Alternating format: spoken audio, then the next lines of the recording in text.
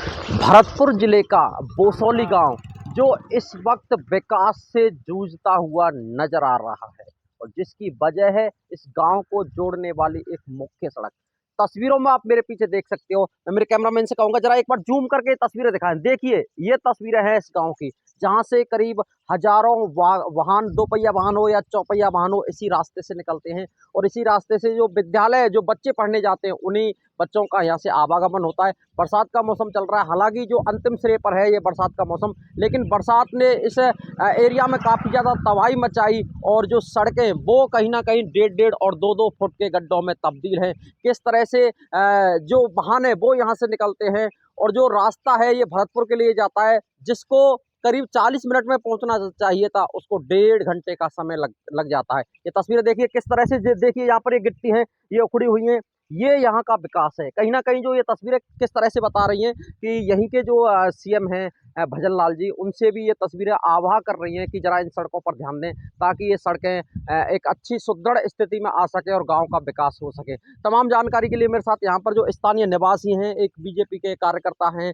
एक जनप्रतिनिधि के तौर पर गिरधर पटेल जी मेरे साथ यहाँ पर जुड़े हुए हैं। मैं उनसे जानूंगा, सर आए आप एक बार और हमारे दर्शकों तक ये बताएं कि जो ये हालत है इस सड़क के, सर कहीं ना कहीं ये बयां कर रहे हैं, एक प्रश्न चिन्ह लगा रहे हैं कि जो गांव का जो विकास है वो इससे अवरुद्ध है। सर बताएं सर।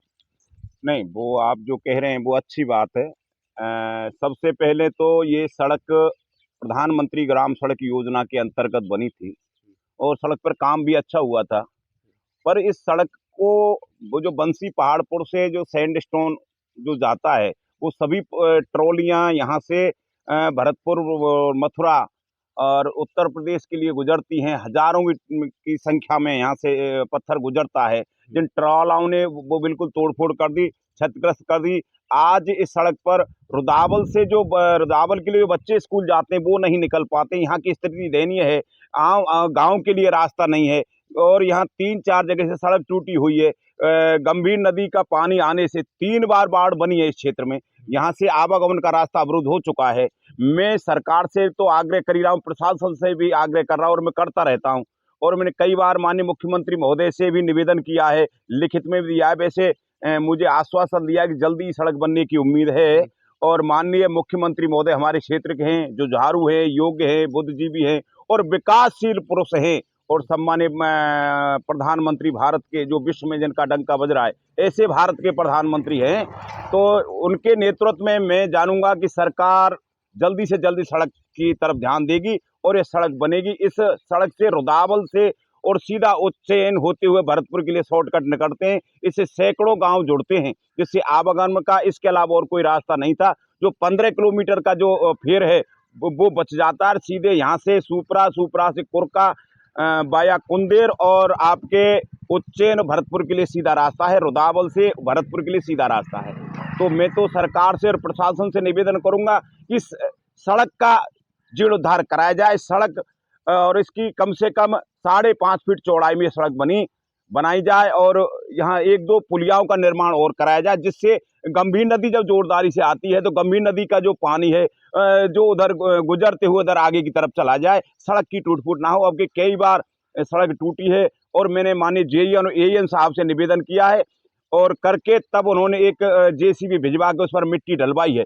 यहाँ सबसे बड़ी समस्या है, जो छोटे छोटे नन्हे मुन्ने बच्चे हैं वो जो रुदावल प्राइवेट विद्यालयों में जाते हैं, वो वहाँ से कोई साधन नहीं निकल पाता है। और दूसरी बात तो यह है कि वो साधन भी निकलता है तो वो जो गैस के वो हैं, टिर्री कहते क्या कहते, वो साधन चल रहे हैं।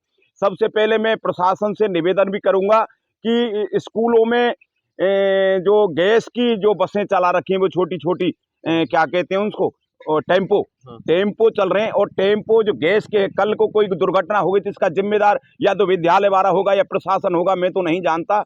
पर मैं प्रशासन से भी आग्रह करता हूं और विद्यालय वालों से, जो विद्यालय के जो मालिक हैं, उनसे निवेदन करना चाहूंगा कि इनको बिल्कुल बंद कराएं और डीजल या पेट्रोल के वाहन चलाएं और आप उनसे काफी मात्रा में फीस भी लेते हैं।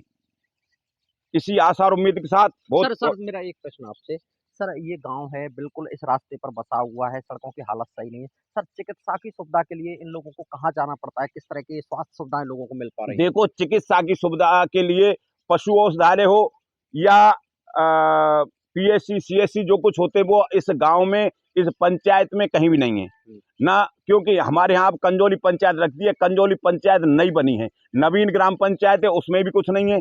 ककरौआ में नहीं, खातीपुरा में नहीं, कंजोली में नहीं, नगला बोसोली में नहीं, बोसोली में नहीं, श्रीनगर में नहीं, सूपरा में नहीं, इन गाँव में कहीं नहीं। यहाँ से रुदावली जाना पड़ता है, और रुदावल के लिए हमारे, क्योंकि किसान का सबसे बड़ा व्यवसाय है पशुपालन।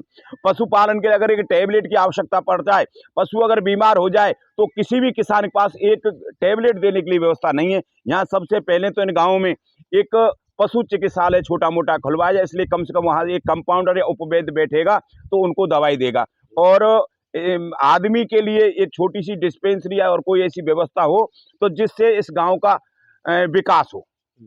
यह है। बिल्कुल, बहुत-बहुत शुक्रिया। मैं मेरे कैमरामैन से कहूँगा जरा एक बार और तस्वीरें दिखाएँ। देखिए ये सड़कें हैं, जहाँ से ये वाहनों का निकलता है। हालाँकि मैं और भी जो मुख्य रास्ते हैं, वहाँ पर भी आपको लेकर चलाऊँगा और वहाँ पर भी दिखाऊँगा कि इन डेढ़-डेढ़, 2-2 फुट की गहराई के जो गड्ढे हैं, वहाँ से जो वाहन है, उनका किस तरह से निकलना होता है, किस तरह से गाँव वालों की स्थिति रहती है और क्या कुछ गुज़रती है उन गाँव वालों पे से जब वो इस रास्ते से निकल कर उठ जाते हैं। फिलहाल रुकते हैं एक छोटे से ब्रेक के लिए, जल्द हाज़िर होते हैं उसी जगह से, जहाँ पर हम आपको दिखाएँगे कि किस तरह से वो वाहन निकल रहे हैं और क्या कुछ हालात है वहाँ की सड़कों की।